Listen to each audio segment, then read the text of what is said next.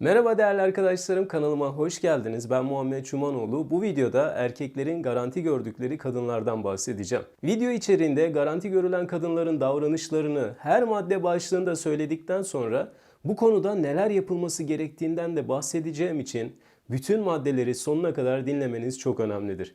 Söyleyeceğim 4 maddenin biri bile sizde olduğu zaman erkekler sizi garanti görüyorlar ve davranışları %100 değişiyor.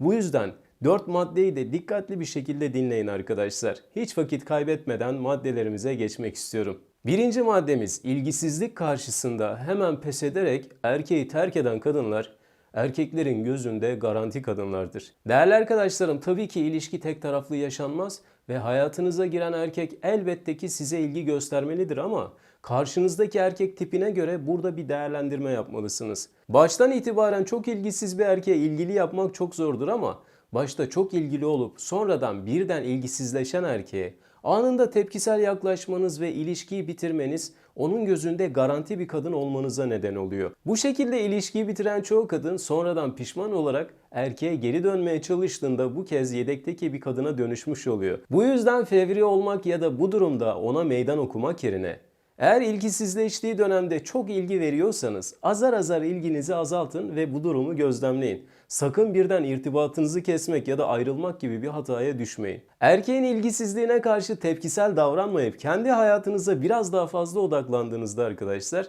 erkek sizi kaybedebileceğini anladığı için zaten adım atmaya başlayacaktır. Erkek ilgisizleştiğinde hiçbir şey yokmuş gibi davranın ama günlük telefon trafiğinizi azaltın.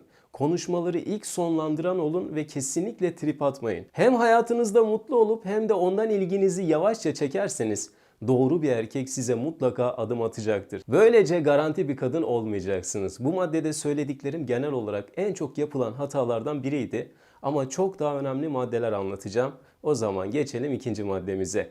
Erkeğe devamlı olarak yapması gerekenlerden bahseden bir kadın erkeğin annesi rolüne girmiştir ve garanti bir kadına dönüşmüştür. Değerli arkadaşlarım, akıllı bir kadın erkeği sürekli uyaran değil, sadece saygısızlıkla karşılaştığında erkeğe haddini bildirebilen bir kadındır. Erkeği mükemmelleştirmeye çalışan kadınlar erkeklerin gözünde anne rolünü üstlenen kadınlardır. Bunu hiçbir zaman unutmayın. Şu anda bir ilişkiniz varsa ona, yoksa geçmişteki ilişkilerinize bir bakın arkadaşlar.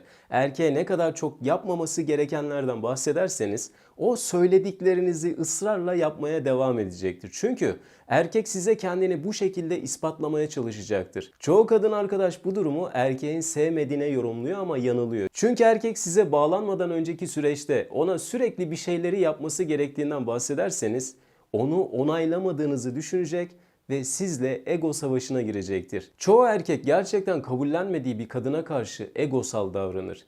Erkek size karşı içsel olarak o beni kabullenmiyorsa, yaptıklarımı beğenmiyorsa, beni olduğum gibi kabul etmiyorsa ben de onun dediklerinin tersini yaparım ya da hiç yapmam diye içsel bir savaş verecektir. Burada dediklerinizin tersini yapmasının nedeni onu benimsemediğinizi düşündüğü için size ders vermeye çalışmasıdır. Bu yüzden bu konuyu ilişkinin başında özellikle sevme ya da sevmeme durumuna yorumlamayın arkadaşlar. Peki böyle bir durumda garanti bir kadına dönüşmemek için ne yapacaksınız? Erkeğin annesi rolüne girdiyseniz, aşırı fedakar bir tutumla yaklaşıyorsanız erkek buna alışmadan önce bu rolden mutlaka çıkmalısınız. Hoşlanmadığınız durumları sürekli söylemek onu ne kadar kabullenmediğinizi düşünmesine yol açacağı için sadece önemli konularda onu sandviç tekniğiyle uyarın. Olumlu bir özelliğinden bahsedin, daha sonra onu suçlamadan hoşunuza gitmeyen durumu söyleyin ve olumlu bir özelliğini söyleyerek konuyu kapatın. Fakat burada şu hatırlatmayı yapmak istiyorum. Size büyük saygısızlıklar yapan, hakaretler eden, aldatan erkeklere karşı asla bu tekniği uygulamayın, yoksa yaptıklarını normalleştirerek ileriki süreçte de sizi suçlayan bir erkekle karşılaşırsınız.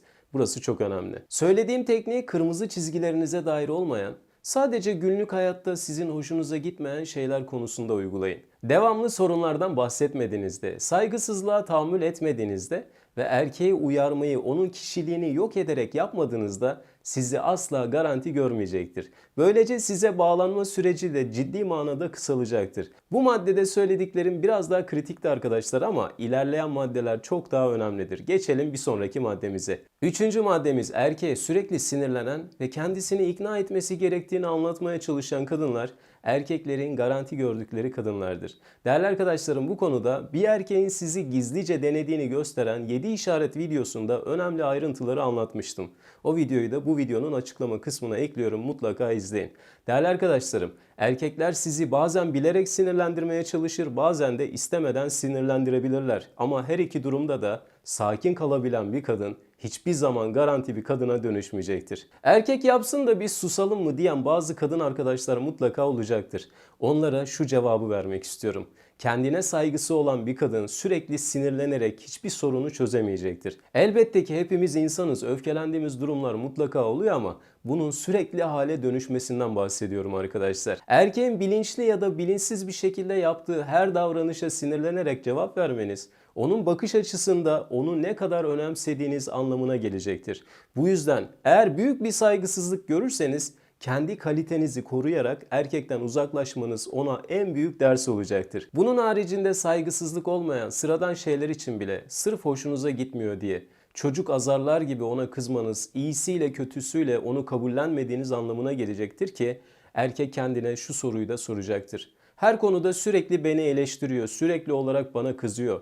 Her yaptığıma kusur buluyor. Demek ki onun hayatında bir anlam ifade etmiyorum diyerek eski ilgisini de geri çekecek ve yaptığı hiçbir şeyin kabul görmediğini düşündüğü için başka bir arayışa girecektir. Şimdi geçelim en kritik maddemize. 4. maddemiz, erkeğe her şeyi hazır sunan, erkeğin sorunlarını çözmek için ısrarcı davranan ve yaptıkları için karşılık bekleyen kadınlar garanti kadınlara dönüşüyorlar. Değerli arkadaşlarım, bu madde çok önemlidir. Bir kadını erkeğin gözünde garanti hale dönüştüren en önemli davranış başlangıçta her türlü çabaya girerek erkeğe sevgisini ispat etmeye çalışmasıdır. Bu ilk zamanlar tüm erkeklerin hoşuna gider ama sonuç her zaman olumsuz oluyor. Bu yüzden erkeğin size olan çabası nispetinde siz de ilişki için katkıda bulundukça ve erkeğin katkısını destekledikçe erkek daha fazla verici davranmaya başlayacaktır. Erkekler tarafından garanti görülen kadınlar karşısındaki erkek istemeden sürekli bir yapıcılık ve fedakarlıkla hareket ettikleri için erkeğin gözünde yaptıkları değersiz hale gelecektir. Erkek doğası o yardım istemeden yardım etmek istemenizi onu hafife aldığınıza yorumlayacaktır. Bu yüzden bir erkek zaten hazır hissettiğinde ve size güvenmeye başladığında sizden yardım isteyecektir arkadaşlar. Size karşı bir mesafe koyan erkeği ikna etmek için sorunları çözmeye çalışmanız aynı zamanda kendinize saygınız olmadığını düşünmesine neden olacaktır. Peki böyle bir hata yaptıysanız ne yapacaksınız? İlişkiyi akışına bırakmanız çok önemlidir. Bırakın maddi ya da ailevi sorunu olan erkek bunu kendisi çözmeye çalışsın. Tabii ki o sorunlarıyla uğraşırken de onun yanında olduğunuzu ara sıra söyleyebilirsiniz. Bunun haricinde sorunları birlikte çözmek konusunda onu ikna etmeye çalışmayın. Böyle bir şey yaptığınızda mutlaka ters bir tepki alacaksınız arkadaşlar. Onu düşündüğünüz için ters bir tepki alıp kırılmak istemiyorsanız bunu yapmayın. Bu söylediğim 4 maddeye dikkat ettiğiniz durumlarda garanti bir kadına dönüşseniz bile belli bir süre sonra bu durumu toparlayıp garanti olmaktan da çıkacaksınız. Bu videonun da sonuna geldik arkadaşlar. Bir sonraki videoda görüşmek üzere. Hoşça kalın. Kendinize çok iyi bakın. Seviliyorsunuz.